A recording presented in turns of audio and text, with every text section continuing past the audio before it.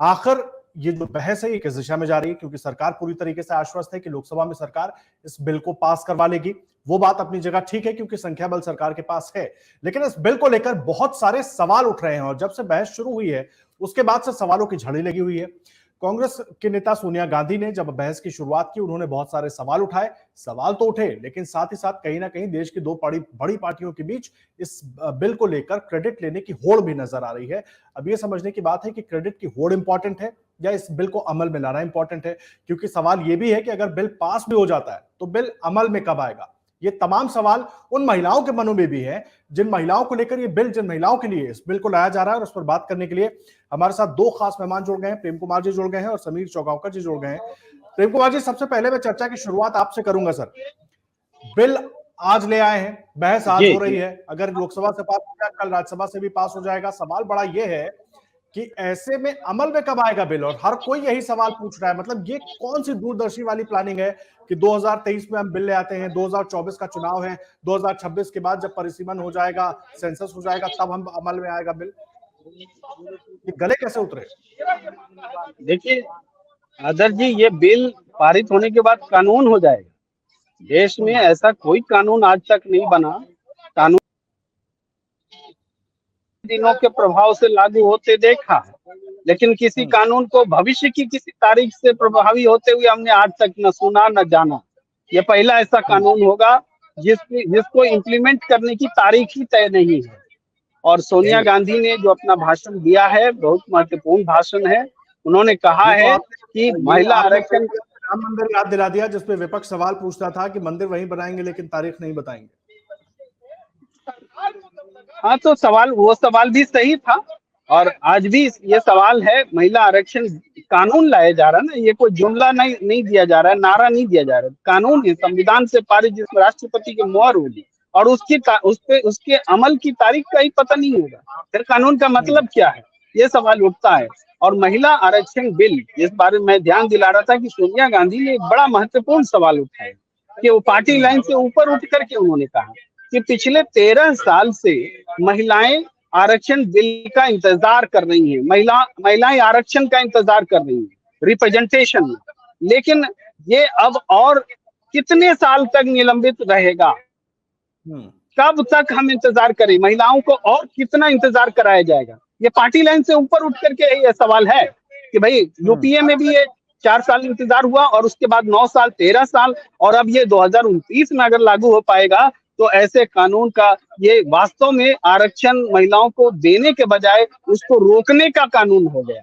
आरक्षण देने का कानून नहीं है, आरक्षण रोकने का कानून है।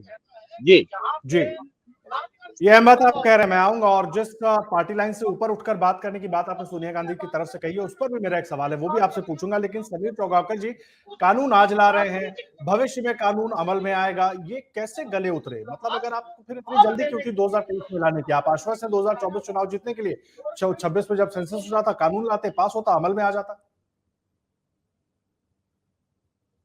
लंबे समय से पेंडिंग था, लंबे समय से इसकी मांग हो रही थी कि यह कानून बने और देश की आबादी को राजनीतिक रूप से एक ताकत दिया जाए और लोकसभा में और राज्यसभा में, लोकसभा में और प्रदेश की विधानसभाओं में उनकी संख्या बढ़ाई जाए। देखिए, देवगौड़ा के समय भी एक कोशिश भी नहीं हुआ, अटल बिहारी वाजपेयी के समय 4 बार लाने की कोशिश हुई, बहुमत नहीं था तो नहीं हो पाया। कांग्रेस की सरकार में, मनमोहन सरकार में 2008 को लाया गया, तब नहीं हो पाया। 2010 में राज्यसभा में तो पास करवा लिया, लेकिन लोकसभा में कांग्रेस पास नहीं करवा पाई। तो ऐसा नहीं है कि सिर्फ भारतीय जनता पार्टी की कोशिश थी, भारतीय जनता पार्टी तो हमेशा से कहती रही है कि महिलाओं के लिए आरक्षण होना चाहिए। मुझे ऐसा लगता है कि आज प्रधानमंत्री मोदी इस बिल को इसलिए लेकर आए हैं कि लगातार पेंडिंग पड़ा हुआ, तो प्रधानमंत्री बताने चाहते हैं कि मेरी सरकार के रहते मैं कोई भी कानून को पेंडिंग नहीं रहने दूंगा, जो देश हित में, राष्ट्र हित में, आधी आबादी को न्याय मिलने की बात हो।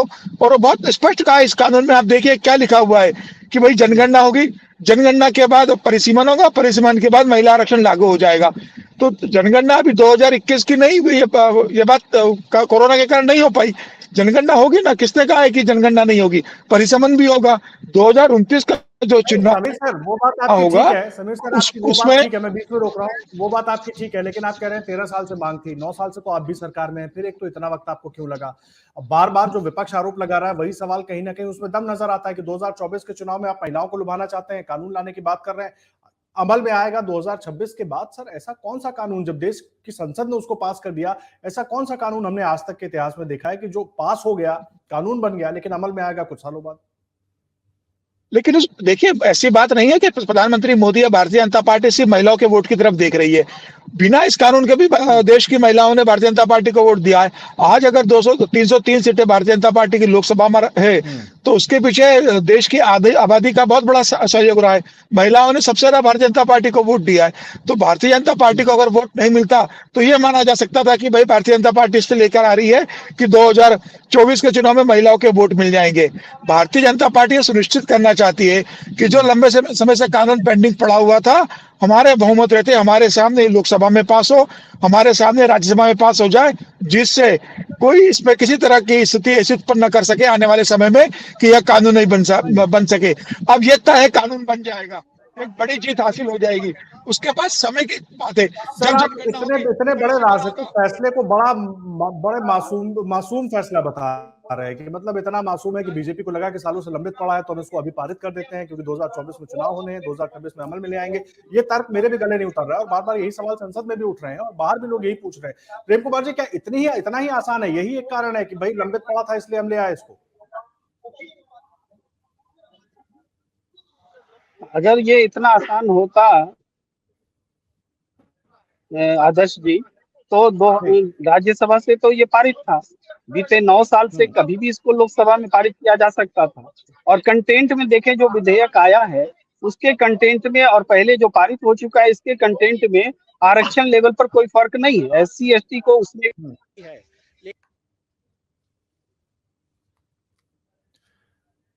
प्रेम सर, आपके कनेक्शन में थोड़ी दिक्कत आ रही है। हमारे साथ जयशंकर गुप्ता साहब भी जुड़ गए हैं इस वक्त, सीधा एक बार उनका भी रुख कर लेते हैं। जयशंकर गुप्ता साहब, बहुत स्वागत है आपका अमर उजाला.com पर। और सबसे बड़ा मैं कहना चाह रहा हूं कि ऐसी स्थिति, जी पूरी कीजिए, अपनी बात पूरी कीजिए प्रेम सर। जी मैं कह रहा हूं कि ऐसी स्थिति में जबकि ये बिल आसानी से पारित हो सकता था बीते 9 साल में, तो चूंकि कंटेंट में कोई फर्क नहीं है, ओबीसी तब भी इंक्लूड नहीं था, ओबीसी आज भी इंक्लूड नहीं है, तो क्यों नहीं हुआ? और अब जब देरी की जा रही है, ये जब 2029 में ही लागू होना है, तो ओबीसी के आरक्षण और दूसरे तमाम आरक्षण पर ही अभी विचार करके उसको कर लीजिए। ये भी एक बात समझ में आती है। तो इसमें भी कोई स्पष्टीकरण नहीं है।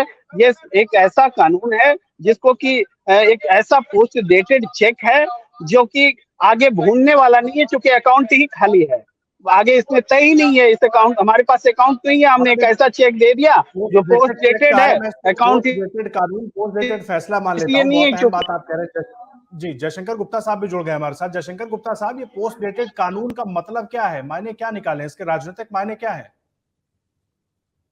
हमारी समझ से थोड़ा अलग बात हो रही है। भाई देखिए, अगर आपका कमिटमेंट है, पहली बात तो यह है कि किसी राजनीतिक दल का महिला सशक्तिकरण के लिए कोई कमिटमेंट नहीं होता है। अदरवाइज अभी भी इनकी पार्टी के, चाहे कांग्रेस हो, चाहे बीजेपी हो, चाहे कोई भी पार्टी हो, उन पार्टियों में महिलाओं की स्थिति क्या है? उनकी जो कांग्रेस की वर्किंग कमेटी है उसमें कितने % महिलाएं हैं? भारतीय जनता पार्टी की जो सर्वोच्च इकाई है नीतिगत निर्णयों के लिए, संसदीय बोर्ड, उसमें कितनी महिलाएं हैं? भाजपा के संसदीय बोर्ड में सिर्फ एक महिला है, 11 सदस्य हैं, उसमें सिर्फ एक महिला है, उनका नाम है सुधा यादव। इसलिए ऐसा कुछ नहीं है। ये काम आप पहले भी कर सकते थे, जैसा वो हमारे मित्र प्रेम बता रहे हैं। भाई राज्यसभा से पहले से ही पास था और 2014 के बाद आपके पास तो प्रचंड बहुमत है लोकसभा में। एनडीए को छोड़ दीजिए, सिर्फ बीजेपी का ही पूरी तरह से बहुमत है। आज तो और भी ज्यादा बहुमत है, तो आप तो पास करा सकते थे। सही बात यह है कि जब 2010 में पास कराया गया था राज्यसभा से, उस समय सभी दलों के अंदर खलबली मची थी, सभी दलों के लोगों ने विरोध किया था। और उसका विरोध का सबसे बड़ा कारण यह था कि ओबीसी के लिए और अल्पसंख्यकों के लिए बाकी दलों ने कहा था कि कोटा विद इन कोटा होना चाहिए। भारतीय जनता पार्टी में उमा भारती से लेकर के कल्याण सिंह और आज के जो उत्तर प्रदेश के मुख्यमंत्री जी हैं योगी आदित्यनाथ जी, इन लोगों ने भी विरोध किया था। आदित्यनाथ जी ने तो उस समय लोकसभा मेंबर भी थे, उन्होंने कहा था कि पार्टी के अंदर हम इस बात को उठाएंगे, इस पर बहस होनी चाहिए, चर्चा होनी चाहिए, ऐसे कैसे पास होने देगा। बीजेपी ने चूंकि सपोर्ट किया था उसमें विधेयक का, लेकिन अंदर काफी विरोध हुआ, तो उसको देखते हुए लोकसभा में वो पास नहीं करा गया। तो अब अगर मोदी जी करना चाहते थे तो कर सकते थे, या अगर 2029 से ही होना है, जब परिसीमन होगा, जनगणना होगी, तो आप इसके बाद भी कर सकते थे, आराम से कर सकते, 2024 के चुनाव के बाद कर लेते। अगर राजनीतिक नेतार्थ इसके पीछे नहीं छिपे होते, मुझे लगता है कि शायद ये दिखाना चाहते होंगे कि अभी जो 5 राज्यों के विधानसभा चुनाव हैं उसमें हालत बहुत अच्छी नहीं दिखाई दे रही है, चाहे राजस्थान हो, छत्तीसगढ़ हो, मध्य प्रदेश हो, तेलंगाना हो, तो शायद एक करके कि आज आधी आबादी हमारे साथ खुल करके आ जाए। लेकिन इनको और ज्यादा पुरजोर तरीके से अपने साथ जोड़ने की कोशिश आप रही है। जयशंकर जी हमारे साथ, देखिए समीर चौककर जी भी लगातार जुड़े हुए हैं। समीर सर, बड़ा आसान है समझाना और यही मैं चाह रहा हूं कि आप समझाएं। जिस तरीके से जयशंकर जी भी कह रहे हैं कि कहीं ना कहीं राजनीतिक जो स्वार्थ हैं वो तो दिख ही रहे हैं इसमें, क्योंकि फैसला आप अभी कर रहे हैं, बिल आप अभी ला रहे हैं, कानून आप अभी बना रहे हैं, लागू होगा ये 2026 के बाद, परिसीमन के बाद। सवाल इसीलिए उठ जाते हैं। लेकिन इन सब के बीच, इस पर भी चर्चा हम जारी रखेंगे, लेकिन इन सब के बीच एक बात जो संसद में लगातार बहस हो रही है ना, उस बहस में एक बार फिर वही कोटा विद इन कोटा की गूंज सुनाई दे रही है। क्योंकि और इसी के लिए 27 साल तक ये बिल लटका रहा। हालांकि ठीक है, अभी नंबर गेम डिफरेंट है, शायद परिस्थितियां पूरी तरीके से बदल जाए, लेकिन ये बहस अभी भी जस की तस बरकरार। देखिए ना, कांग्रेस का जो बिल आया था 2010 के अंदर, क्या उसके अंदर ओबीसी के लिए आरक्षण था क्या? आज कांग्रेस कह रही है कि ओबीसी के लिए आरक्षण लेके आओ। 2010 के बिल में तो आरक्षण नहीं था। आज कांग्रेस कह रही है कि विधान परिषद में भी आरक्षण लेके आई है, राज्यसभा में भी आरक्षण लेके आई है। क्या 2010 के बिल में विधान परिषद में आरक्षण था क्या? राज्यसभा में महिलाओं के लिए आरक्षण था क्या? तो मुझे ऐसा लग रहा है कि ये कांग्रेस बेसिकली अब ये चाहती है कि 2010 में हम बिल लेकर आए थे, तो इसका क्रेडिट किसी भी तरह से हमें मिले। भारतीय जनता पार्टी या मोदी की केंद्र सरकार इसका क्रेडिट लेकर न जाए। भारतीय जनता पार्टी तो हमेशा समर्थन में रही है। जब सत्ता में नहीं थी तब भी वो हमेशा कहती थी कि महिला आरक्षण के लिए हम समर्थन में। जब भारतीय जनता पार्टी बनी भी नहीं थी, जनसंघ भी कहता था महिला आरक्षण के समर्थन में। इंदिरा गांधी इसको लेके आए, हम समर्थन देंगे हमारी ताकत के हिसाब से। अटल जी 4 बार लेके आए, अटल जी के पास बहुमत नहीं था, पास नहीं करा पाए। उस समय कांग्रेस पूरी ताकत से अगर अटल जी का साथ देती तो महिला आरक्षण उस समय पास हो चुका होता। मुझे ऐसा लग रहा है अगर कि महिला के हित में अगर कोई अच्छा कानून बन रहा है तो ये जब भी बने तुरंत स्वीकार कर लेना चाहिए। उसके लिए इंतजार नहीं करना चाहिए कि अभी क्यों किया जा रहा है, 2024 के बाद किया जाए, किया जाए। पूरी तरीके से स्वीकार है सर, इसीलिए तो हम ये सवाल कर रहे हैं कि ये जो जिसका आप जिक्र कर रहे हैं, आपने कांग्रेस का गिना दिया कि उन्होंने तब कर सकते थे, तब कर सकते थे, तब कर सकते थे। 9 साल तो बीजेपी के पास भी थे। चुनाव के 1 साल पहले क्यों, 1 साल भी नहीं, कुछ महीनों पहले क्यों याद आया बीजेपी को? यही तो हम समझना चाह रहे हैं इसमें। ठीक है, मेरा यह कहना है कि अगर चुनाव के 200 दिन पहले भी अगर सरकार लेके आती है बिल, तो आप इसका दूसरा पक्ष देखिए ना। आप इसका राजनीतिक पक्ष क्यों देख रहे हैं कि भाई राजनीतिक लाभ के लिए लेके आ रही है? और अगर राजनीतिक लाभ देने के लिए लेके भी आ रही है सरकार, तो सरकार राजनीतिक लाभ तो लेगी ना किसी भी चीज का। भाई एक राजनीतिक दल है, सत्ता में बने रहने के लिए अगर बिल लेके आती है और जनता के हित का बिल है, तो उसमें विरोध करने की क्या जरूरत है? कांग्रेस इस बात को बुनाए ना कि ये बिल हम लेके आए थे, हमने समर्थन दिया। अगर भारतीय जनता पार्टी बिल लेके आ रही है तो हमने समर्थन दिया, इसमें हमारा भी योगदान है। 2010 में हम लेकर आए थे, हमारे पास बहुमत नहीं था तो लोकसभा में पास नहीं करा पाए, राज्यसभा में हमने पास करवाया था। जनता के बीच जाकर अपनी बात भी रखने का अधिकार कांग्रेस को है, इसमें कोई दो राय नहीं है। लेकिन अगर जनता के हित में अगर बिल आता है, वो चुनाव के 200 दिन पहले आए या चुनाव के बाद आए, मुझे ऐसा लग रहा है उसे तत्काल पास कर देना चाहिए।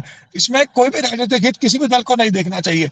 जनता डिसाइड करेगी ना, महिलाएं डिसाइड करेगी कि यह बिल कौन लेके आया था, किसकी इच्छा शक्ति थी इसमें बिल के लाने के लिए। अगर जनता को लगता है कि कांग्रेस भी बराबर की भागीदार थी इसको लाने में और समर्थन दिया है, तो महिला जन कांग्रेस का भी साथ देंगी।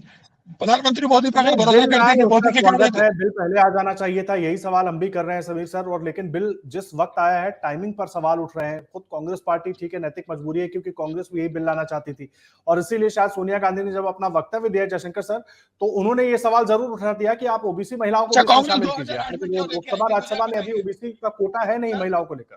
आदेश जी मुझे बताइए, 2008 में कांग्रेस क्यों लेके आई थी? कांग्रेस भी तो राजनीतिक राजनीति के लिए लेके आई थी ना इस बिल को। नहीं ठीक है, वही सवाल तो बीजेपी जितना सफाई दे रही है सर, वही ये सवाल तो कांग्रेस से भी बिल्कुल पूछा जाएगा। और जो सफाई बीजेपी दे रही है वही तो बीजेपी से सवाल है कि 9 साल की सरकार थी आपकी, पूर्ण बहुमत, प्रचंड बहुमत की सरकार थी, फिर आप चुनाव के इन पहले लेकर आते हैं और कानून ऐसा लेकर आते हैं पोस्ट डेटेड चेक के जैसा कि आज चेक दे दिया और पास होगा वो 3 साल 4 साल के बाद। तो सवाल इसलिए खड़े हो जाते हैं ना सर। मैं आपकी बात से सहमत हूँ, लेकिन सरकार के पास भाई 2014 में प्रधानमंत्री मोदी की सरकार आई, उनके करने के लिए बहुत बड़े एजेंडे थे। आप देखिए आर्टिकल 370 पर उन्होंने काम किया है, बाकी और भी जनता से जुड़े हुए काम थे, सामाजिक चेंजेस के काम थे उनके, आर्थिक क्षेत्र में उन्हें काम करना था। आज देश की अगर 5वीं अर्थव्यवस्था बना है तो मोदी ने इसके ऊपर लगातार 9 साल काम किया, तभी तो आज देश इस स्थिति के अंदर पहुंचा है। तो मुझे ऐसा लगता है कि करने के लिए बहुत ज्यादा काम था सरकार के पास। इस कारण हो सकता है कि सरकार के इस समय यह प्राथमिकता में नहीं रहा होगा कि इसे तुरंत लेके आना है। आज सरकार अगर लेके आ रही है तो इसमें यह सब कह देना कि सरकार 2024 के चुनाव में ठीक है, देख कर ला रही है, ठीक है समीर सर, आप रहिए, एक बार जयशंकर सर के पास में जाऊंगा, आप रहिए, मैं फिर आपके मुझे पास कहना है लौट कर आऊंगा। जयशंकर ठीक सर, नहीं आप लगता। सुन रहे हैं, समीर चौगांवकर जी को आप सुन रहे हैं, पूरी बात उनकी सुन रहे हैं। मेरा बड़ा सवाल ये है कि अगर बेहतर नहीं होता कि सरकार अगर आज इस कानून को पास करवा रही है तो कोई ऐसा रास्ता होता सरकार के पास कि कानून अभी से लागू हो जाता, या इसमें कुछ अड़चने हैं जो हैं, क्या वो दूर नहीं हो नहीं, सकती? देखिए समय तो उसमें लगेगा, क्योंकि सीटों का परिसीमन करना होगा, सीटों को आइडेंटिफाई करना होगा, कौन सीट होगी, उसमें रोटेशन से होगा या क्या होगा, इसकी मॉडलिटीज बहुत सारी होगी। देखिए सबसे बड़ी बात जो है ना, मैं जो बार बार कह रहा हूँ कि उस समय भी भारतीय जनता पार्टी के अंदर भारी विरोध हुआ था, आज भी है वो विरोध। आज भी भारतीय जनता पार्टी के जो ओबीसी सांसद हैं, आप उनसे अलग से अगर आप बात करिएगा, या ओबीसी लीडर्स जो हैं, चाहे वो उमा भारती हो चाहे और भी लोग हैं उनके यहाँ, उनसे अगर बात करिएगा तो कहेंगे कि कोटा विदिन कोटा नहीं होगा तो हम इसको नहीं मानेंगे। अब वो हो सकता है कि मोदी जी के दबाव में आकर के विधेयक को पास करवा लें, लेकिन चुनाव में बहुत बड़ा इशू बन जाएगा बीजेपी के खिलाफ। जो ओबीसी बार बार ओबीसी हितैषी बात कर रही है भारतीय जनता पार्टी, अगर उनको लगेगा कि हमारा कोटा खत्म हो जाएगा और सारे लोग सवर्ण लोग उसमें आ जाएंगे, उनकी महिलाएं आ जाएंगी, हमारे नहीं आ पाएंगी, तो इसको लेकर के तब भी विवाद था, आज भी विवाद है। और ये बात सही है, क्योंकि इतनी जल्दी तो लागू नहीं हो सकता है, तो अगर नहीं लागू हो सकता तो इसको आप 2024 के बाद भी कर सकते थे। अगर आपके अंदर ये नहीं होता कि हमको इसका राजनीतिक लाभ लेना है या नहीं लेना है, तो आज 2025 में कर लेते, जब 29 से ही लागू होना है, तो ऐसी कोई बात तो थी नहीं। और सवाल है कि कोरोना तक कब का खत्म हो चुका है, जनगणना क्यों नहीं करा रहे हैं आप? आज तक जनगणना नहीं कर रहे हैं। जातिगत जनगणना की बात हो रही है कई राज्यों में, उसके आधार पर हो भी रहा है, बिहार जातिगत जनगणना करा रहा है, तो आपको करने में क्या दिक्कत है? जातिगत जनगणना कराइए, उसके हिसाब से सारा क्लियर हो जाएगा, कितने ओबीसी हैं, कितने दलित हैं, कितने एससी हैं, कितने अपर कास्ट के लोग हैं, और उससे मालूम हो जाएगा कि साहब आपके। संवैधानिक दिक्कत यही है ना सर, संवैधानिक दिक्कत एकमात्र यही है कि भाई जब तक सेंसस नहीं हो जाता, परिसीमन नहीं हो जाता, तब तक हम इसको लागू नहीं कर सकते। इसके अलावा और बिल्कुल, हाँ, तो इसे पहले भी कर सकते थे ना इसको, अगर आप चाहते, अगर आपके मन में था कि हमको पास करना। मोदी जी तो बहुत दूर की सोच के करते हैं ना, वो जो कोई भी बात करते हैं, कोई भी प्लान करते हैं तो दूरगामी लक्ष्य के हिसाब से बात करते हैं। तो आप इसको पहले भी कर सकते थे। अब 2014 से आपके पास तो प्रचंड बहुमत है, इतने बड़े काम। और एक सेकंड आप ही से पूछ रहा हूँ, उसी में ऐड कर देता हूँ। जो सवाल समीर जी उठा रहे थे, कांग्रेस का वो जिक्र कर रहे थे कि पहले नहीं किया, और आप भी कह रहे हैं कि नरेंद्र मोदी कर सकते हैं। तो मैं समझना चाह रहा हूं, आज सोनिया गांधी वकालत कर रही हैं लोकसभा में खड़े होकर, उसको पार्टी लाइन से ऊपर उठकर बता रही हैं 2010 में क्यों नहीं अपने सहयोगियों को समझा लिया था, क्यों नहीं लालू यादव, शरद यादव और नहीं, उस समय जो है, देखिए कांग्रेस राज्यसभा में तो उनका बहुमत था, प्रचंड बहुमत था, लेकिन लोकसभा में यूपीए की सरकार थी, तो उसमें आरजेडी था, समाजवादी, ये क्या नाम है, बहुजन समाज पार्टी, और बाकी सारे दल जो थे, कुछ उनके सहयोगी दल थे, कुछ बाहर से भी कर रहे थे, तो उनके समर्थन के भरोसे टिकी थी। वो लोग कोटा विदिन कोटा कर रहे थे, वो होना चाहिए। अच्छा, वो बात सभी लोग कर रहे थे, बीजेपी में भी कर रहे थे, तो उसमें आम राय बन नहीं पा रही थी, इसलिए उन्होंने उस विधेयक को पेश ही नहीं किया था उस समय। हालांकि कांग्रेस ने जो विधेयक लाया था उसमें कोटा विदिन कोटा की बात नहीं थी। बाद में अब कांग्रेस को भी इल्हाम हुआ है, एहसास हुआ है कि नहीं, कोटा विदिन कोटा अगर नहीं होगा तो बात बनेगी नहीं, समाज के एक हिस्से में बहुत बड़ा अनरेस्ट शुरू हो जाएगा। इसलिए आज मेरे ख्याल से सोनिया गांधी ने अपने भाषण में कहा कि ये जल्दी से जल्दी पास होना चाहिए, और लेकिन इसमें कोटा विदिन कोटा पर भी विचार करना चाहिए। एससी एसटी ओबीसी की महिलाओं को और अल्पसंख्यकों की महिलाओं को इसमें कहीं ना कहीं उनकी सीटें उनके लिए भी रिजर्व होनी चाहिए, ताकि एक सम्यक समाज की बात हो जाए। तो मेरे ख्याल से कांग्रेस का वही है पक्ष है। उस समय चूंकि कोटा विदिन कोटा नहीं था, और उस पर आमराय नहीं बन रही थी, और आमराय नहीं इसलिए नहीं बन रही थी कि सिर्फ शरद यादव या समाजवादी पार्टी या बहुजन समाज पार्टी में उठा, वैसे भी सवाल उठा चुके हैं अल्पसंख्यक महिलाओं के लिए। समीर सर, मैं आपको भी चर्चा में लाना चाहूंगा कि फिर ओबीसी महिलाएं हों या अल्पसंख्यक महिलाएं हों, उनको क्यों नहीं शामिल किया जा रहा है, या किया जाएगा तो रास्ता क्या हो सकता है, और कैसे समझ में आएगा सबके कि हाँ ये जो एक तरीके से समावेशी हो रहा है पूरा ये बिल। क्या जो पहले बिल आया था उसके अंदर अल्पसंख्यक महिला को और ओबीसी महिला को शामिल किया गया था क्या?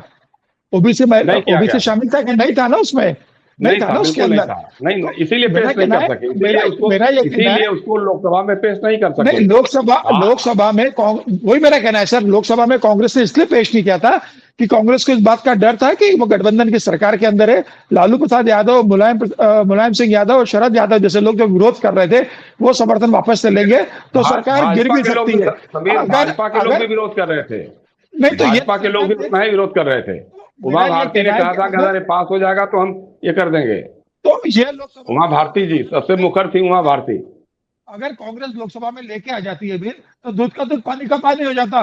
भारतीय जनता पार्टी समर्थन करती है या नहीं करती है वो फ्लोर पे पता पड़ जाता।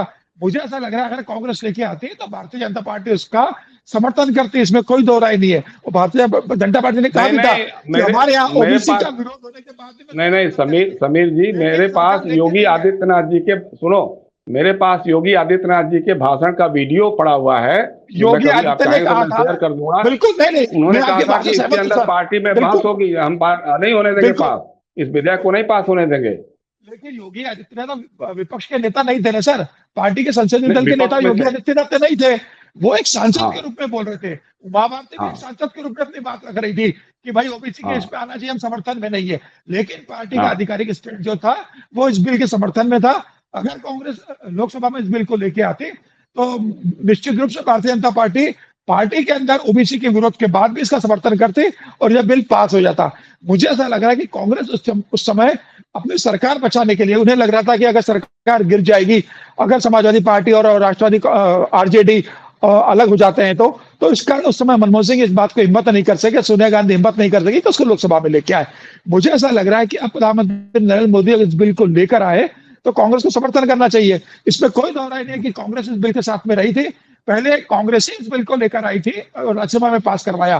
कांग्रेस का क्रेडिट जो है वह जाया नहीं जाता है। कांग्रेस इस बात को भी जनता स्वीकार करेगी, महिलाएं स्वीकार करेगी कि कांग्रेस इस बिल के समर्थन में थी और राज्यसभा में कांग्रेस ने ही पहले पास करवाया था। चूंकि कांग्रेस के पास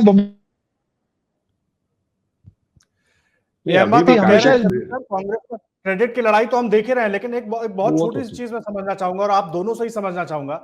देखिए, एक तो बहुत शर्मनाक मुझे लगता है कि महिला आरक्षण बिल हमें लाना पड़ रहा है। जो पार्टियां महिला आरक्षण लाने की वकालत कर रही हैं और पार्टी लाइन से ऊपर उठकर बात करने की बात कर रही हैं, वो चाहे बीजेपी हो चाहे कांग्रेस हो, अपने अपने संगठनों में, अपनी अपनी पार्टियों में उनको किसने रोक रखा था महिलाओं को प्रतिनिधित्व देने के लिए? वो चाहे उम्मीदवार नहीं मिलेगा, लोकसभा में प्रतिनिधित्व हो या राज्यसभा में प्रतिनिधित्व हो, किसने रोक रखा था? उम्मीदवार बनाने से किसने रोक रखा था? क्या इसके लिए कानून की जरूरत है?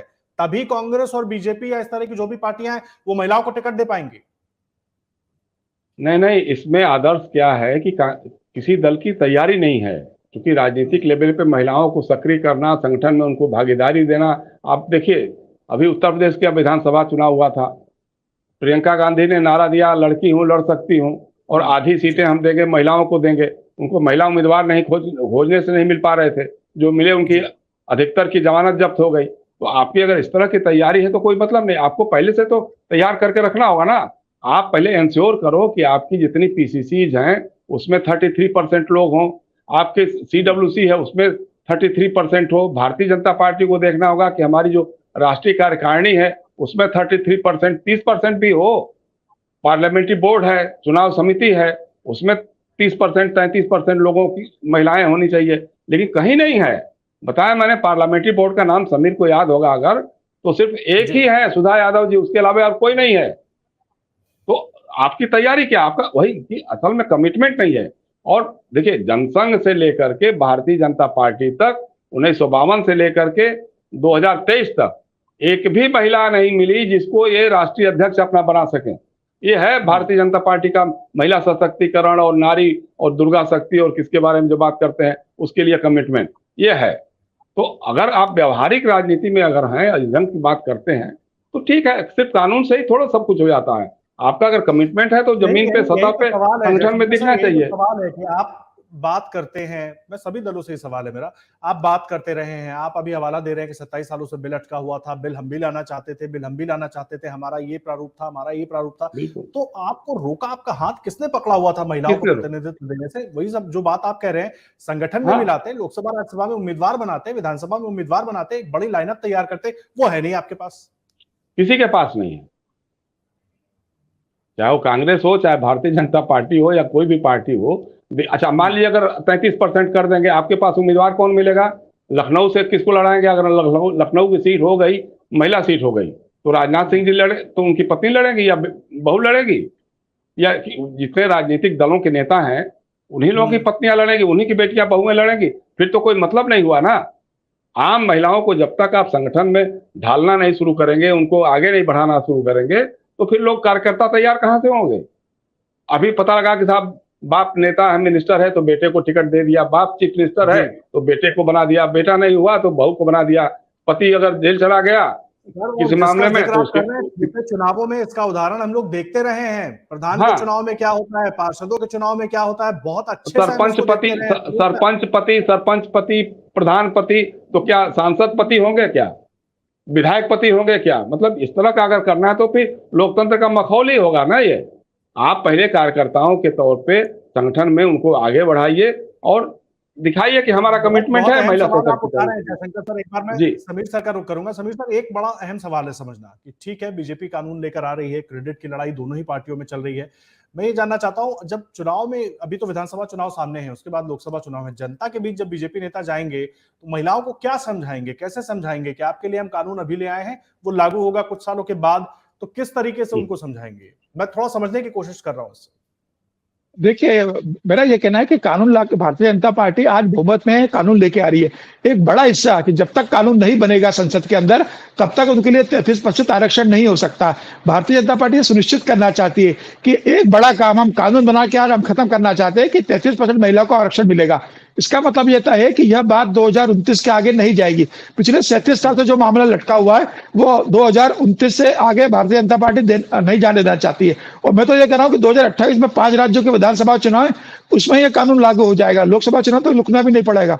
2028 में जिन 5 राज्यों में चुनाव है वहां पर यह कानून लागू हो जाएगा। और आदेश जी, मैं एक बात का जिक्र करना चाहता हूँ कि 1993 में जब पंचायत में और पालिकाओं में महिलाओं के लिए 33% आरक्षण आया था, तब भी यह कहा गया था कि भाई वहां के जो रुसूखदार लोग होंगे, उनकी पत्नियां, उनकी बेटियां, उनकी बहू वहां चुनाव लड़ेगी। लेकिन आप देखिए कि जब से पंचायत पर स्तर पर और पालिका स्तर पर महिलाओं को 33% आरक्षण दिया गया है, काफी महिला शक्ति उभर कर आई है। ऐसा नहीं रहा कि कोई परिवार की महिला ही वहां पर जीत के आ रही है। तो मुझे ऐसा लगता है कि ये शुरुआत तो करना पड़ेगी ना। सिर्फ हम ये कह दें कि पहले हम संगठन में लेके आए, उसके बाद कानून बनाएंगे, ये संभव नहीं है। कानून बनने के बाद सभी राजनीतिक दलों के लिए सालों पड़े हुए थे आपके पास संगठन में महिलाओं को भागीदारी देने के लिए। आप देखिए आदेश जी, लेकिन कानून बनने के बाद ये सबके लिए निर्धारित हो जाएगा कि इसके 2029 के बाद वह आगे नहीं जा सकता। आपको देना ही पड़ेगा जिस से लागू होगा। दावे खोखले लगते हैं ना, इसीलिए तो ये दावे खोखले लगते हैं कि जब तक कानून नहीं बनेगा महिलाओं को भागीदारी नहीं देंगे। नहीं आदर्श जी, जितने भी सम्मेलन होते हैं, चाहे कांग्रेस के हो, चाहे भारतीय जनता पार्टी के हो, चाहे जिसके भी हो, वो सभी लोग प्रस्ताव पास करते हैं कि महिलाओं को हम सशक्तिकरण करेंगे, उनको प्रतिनिधित्व देंगे अपने CWC में। आप अच्छा चलो ठीक है, कोई बात नहीं है। अभी जो 5 राज्यों के चुनाव होने वाले हैं, मध्य प्रदेश है, राजस्थान है, छत्तीसगढ़ है, तेलंगाना है, मिजोरम है, उसी में आप 33% टिकट दे दीजिए महिलाओं को। भाई कोई ये तो नहीं है कि कानून बनेगा जब कानून बनेगा तभी आप करेंगे, ऐसा तो कहीं संविधान में नहीं लिखा है। SC/ST के लिए क्यों दिया आरक्षण? SC/ST के लिए दिया ना। आज SC के लिए अगर 82 सीटें और ST के लिए 47 सीटें आरक्षित है, तो तब यह भी कहा जा सकता था कि भैया पार्टी खुद देना शुरू कर दे, उसके लिए आरक्षण की जरूरत क्या है। जब आरक्षण उनके लिए लागू कर दिया गया तो यह तय हो गया कि इन सीटों पे SC और ST के अलावा कोई उम्मीदवार खड़ा नहीं हो सकता, तो उनका प्रतिनिधित्व बड़ा है संसद के अंदर। उसी स्थिति में महिलाओं के लिए कानून लागू कर दिया जाएगा। तो हार क्या, चाहे वो भारतीय जनता पार्टी हो, चाहे वो कांग्रेस हो, कोई भी राजनीतिक दल हो, उसके लिए मजबूरी होगी कि जब यह सीट आरक्षित हो गई है तो उसे अपने महिला वर्ग को मजबूत करना होगा, उन्हें राजनीति की मुख्यधारा में लाना होगा, उन्हें संगठन में जगह देनी होगी और संगठन में जगह देकर उन्हें चुनाव लड़वाना होगा। तो ये पार्टी की मजबूरी होगी। जब तक वो संवैधानिक दायरे में नहीं आएंगे, कोई भी पार्टी इसे लागू नहीं करेगी। अगर पार्टियां इतनी समझदार होती महिलाओं को टिकट देने के लिए, तो इसकी जरूरत ही नहीं पड़ती। अब सारे दल 33% अपने चुनाव में दे चुके होते, कोई भी दल ये नहीं दे रहा है। इसलिए मोदी सरकार ये लेके आ रही है कि इससे सारी सरकारें सारे पार्टियां कानूनी रूप से बाध्य हो जाए कि आपको 33% उम्मीदवार देने ही होंगे, क्योंकि वहां पे आपके लिए कोई दूसरा ऑप्शन नहीं है। तो इसी कारण महिलाओं को कानून में संसद में भागीदारी बढ़ाने के लिए, लॉ मेकर में भागीदारी बढ़ाने के लिए राष्ट्र निर्माण में उनकी भूमिका बढ़ाने के लिए 33% आरक्षण का बिल लाया गया है। मुझे लग रहा है ठीक है, पीछे नहीं मिला 33 साल में। जायज है सर, इस तर्क से मैं भी सहमत हूं, मुझे लगता है ज्यादातर लोग इस तर्क से सहमत होंगे। लेकिन एक बात जो मैं पहले भी जानना चाहता था आपसे, केवल मैं ये समझना चाह रहा हूं, और वही सवाल फिर मैं जयशंकर सर से भी पूछूंगा कि जनता के बीच जब बीजेपी जाएगी और जो क्रेडिट की लड़ाई हम बीजेपी कांग्रेस में देख रहे हैं, क्या समझाएगी? क्योंकि जनता भी तो ये सवाल पूछेगी ना, महिलाएं भी तो ये सवाल पूछेंगी ना, और ये सब भी पूछेंगे सर। हमें भी कोई कुछ वादा कर दे और कहेगा कि मिलेगा कुछ साल के बाद, तो हम आप भी 4 सवाल उससे कर लेंगे। देखिए, सिर्फ महिलाओं के लिए आरक्षण का एक मुद्दा नहीं रहेगा कि जिससे महिलाएं प्रभावित होकर वोट देंगी। महिलाओं के पास तो बहुत से मुद्दे रहे। विपक्ष जा सकता है कि सिलेंडर इतना महंगा हो गया है, भाई आम गृहिणी को तो सिलेंडर से मतलब है ना, उसे महिला आरक्षण से क्या लेने देना। विपक्ष के पास तो बहुत से मुद्दे हैं जिसको विपक्ष बुला सकती है जाके। सरकार के पास से बहुत से मुद्दे जो लेकर सरकार जनता के बीच में जा सकती है। मुझे ऐसा लग रहा है कि आने वाला चुनाव सिर्फ महिला आरक्षण पे नहीं होगा, पूरे प्रधानमंत्री मोदी के 9 साल कार्यकाल को लेकर विपक्ष जनता के बीच में जाएगा। वो प्रधानमंत्री मोदी और भारतीय जनता पार्टी नरेंद्र मोदी के 9 साल के कार्यकाल को लेकर जनता के बीच में जाएगी। महिला आरक्षण एक बड़ा हो सकता है। अब जनता के बीच में जाएंगे तो बहुत से भी मुद्दे हैं जिसके अंदर भारतीय जनता पार्टी जाएगी। भारतीय जनता पार्टी कहेगी कि हमने 10 करोड़ महिलाओं के लिए शौचालय बनाए, प्रधानमंत्री आवास योजना के अंदर 10 करोड़ मकान बनाए, हमने 3 तलाक का बिल लेकर आए, सुकन्या समृद्धि योजना लेकर आए, बेटी बढ़ाओ बेटी पढ़ाओ योजना लेके आए, महिलाओं के लिए मैटरनिटी लीव 80 डेज की केंद्र सरकार ने करके दिए। तो मुद्दे बहुत ज्यादा है, विपक्ष के पास भी है, सत्ता पक्ष के पास भी है। लेकिन वही बात वही है, मैं वो भी समझना चाह रहा था, क्योंकि देखिए ये सवाल सब पूछेंगे, मैं भी आप भी। जयशंकर सर, वही सवाल मेरा आपसे है कि जिस रणनीति के तहत अभी ये सब कुछ हो रहा है, जनता के बीच में क्या समझाएंगे? क्योंकि वही पोस्ट डेटेड वाला मामला हो जा रहा है ना यहाँ पर। हाँ, नहीं वो तो सवाल उठेगा, लोगों के मन में बात आएगी कि भाई अगर आप लागू कर रहे हैं तो अभी चुनाव हो रहा था, अभी से क्यों नहीं लागू कर रहे हैं? अब उनको समझाना पड़ेगा जाकर के आपको कि नहीं भाई अभी जनगणना कराएंगे, फिर परिसीमन कराएंगे, फिर जाकर के सीटों का ये होगा, नोटिफिकेशन होगा, उसके बाद से 2029 के चुनाव में लागू हो पाएगा, या उसके पहले जैसा समीर कर रहे हैं 2028 में लागू हो पाएगा। अभी इंतजार करो, आराम से आपका सशक्तिकरण होगा, लेकिन अभी 4-5 साल आपको थोड़ा इंतजार करना पड़ेगा। तो इससे थोड़े हास्यास्पद तो बनेगी बात। और दूसरा जो बार बार कह रहा हूं मैं, ये देखिए भारतीय जनता पार्टी के लिए भी और विपक्ष के लिए भी ये रहेगा, सवाल रहेगा कि भाई कोटा विदिन कोटा की बात कहाँ गई? ओबीसी के लोगों को आपने क्यों नहीं दिया, प्रतिनिधित्व नहीं दिया? तो उसके लिए भी भारतीय जनता पार्टी को अपने जो ओबीसी हितैषी छवि बनाने की कोशिश करती है भारतीय जनता पार्टी, तो उनके लोगों को भी सेटिस्फाई करना पड़ेगा। दूसरी बात, ये बात सही है, समीर की बात से मैं पूरी तरह से सहमत हूँ कि चुनाव किसी एक इशू के आधार पर तय नहीं होता है। मतदाताओं का जो रुझान जो है, मतदाताओं का जनादेश जो है, वो कई बहुत सारी चीजों को लेकर के सामने आता है, और उसके बाद वो, हालांकि कभी कभार ऐसा हुआ 2019 में, जैसे पुलवामा हो गया, तो ठीक है पुलवामा के नाम पे मतदान हो गया, वो अलग बात हो सकती है। लेकिन बाकी से बेरोजगारी का सवाल है, महंगाई का सवाल है, जैसे 5वीं अर्थव्यवस्था बता रहे हैं, अभी समीर कर रहे हैं कि भाई 5वीं अर्थव्यवस्था हो गई है। भाई 5वीं अर्थव्यवस्था हो गई है, ऐसी अर्थव्यवस्था हमारी है जिसमें 80 करोड़ लोग खाने के लिए मोहताज हैं, उनको 2 जून का राशन जो है सरकार दे रही है, तो उनकी जीविका चल रही है। ये हालत है हमारे 5वीं अर्थव्यवस्था में। दुनिया भर में जो सबसे अधिक कुपोषित हैं वो हिंदुस्तान में है। G20 के देशों का भी सम्मेलन हुआ, बहुत सफल शानदार सम्मेलन हुआ। G20 के देशों में सबसे गरीब मुल्क भारत है, पर कैपिटा इनकम के मामले में सबसे नीचे तलघट पे बैठा हुआ भारत है। तो ऐसी हम आंकड़ों में सुन करके कि 5वीं अर्थव्यवस्था हो गए हैं, उसमें तो कोई बात नहीं बनने वाली। पर कैपिटा इनकम हमारे आदमी की कितनी बड़ी, अब अडानी जी की संपत्ति बढ़ जाए, अंबानी जी की संपत्ति बढ़ जाए, उसको लेकर के अगर हम 5वीं अर्थव्यवस्था की बात करें तो बात नहीं समझ में आएगी। आम लोगों को उससे कितना फायदा हुआ इस 5वीं और सबसे बड़ी अर्थव्यवस्था में, आम आदमी को, नौजवानों को, बेरोजगारों को कितना लाभ हुआ है, ये सब चीजें भी चुनाव में आकर के मुनस्सर करेंगे। लेकिन हाँ, सही है कि महिला आरक्षण विधेयक भी एक बड़ा इशू होगा। बार बार पूछ रहा था जयशंकर सर, समीर सर, क्योंकि बीजेपी की तरफ से भी दावा किया जाता है, आंकड़े भी यही बता रहे हैं कि महिलाओं ने बड़ी संख्या में वोट दिया था पिछले चुनावों में बीजेपी को, और इसीलिए बीजेपी लगातार बीजेपी का एक फोकस महिलाओं पर भी है कि महिलाओं को अपनी तरफ रखा जाए, ज्यादा से ज्यादा महिलाओं को और जोड़ा जाए। इसीलिए ये जो महिला आरक्षण बिल है, इसको लेकर ये तमाम सवाल भी उठ रहे हैं। लगातार इससे जुड़ा और भी जो अपडेट होगा आप तक अमरुजाला.com पर पहुंचाते रहेंगे। समीर सर, जयशंकर सर, बहुत धन्यवाद आपका। अमर उजाला अब आपके टीवी पर भी। अपने स्मार्ट टीवी पर YouTube पर सर्च करें अमर उजाला, चैनल सब्सक्राइब करें और देखें ताजा खबरें, वो भी HD क्वालिटी में। और हाँ, बेल आइकन दबाना ना भूलें ताकि हर खबर हो आपके घर। अमर उजाला, निष्पक्ष, निर्भीक, निरंतर।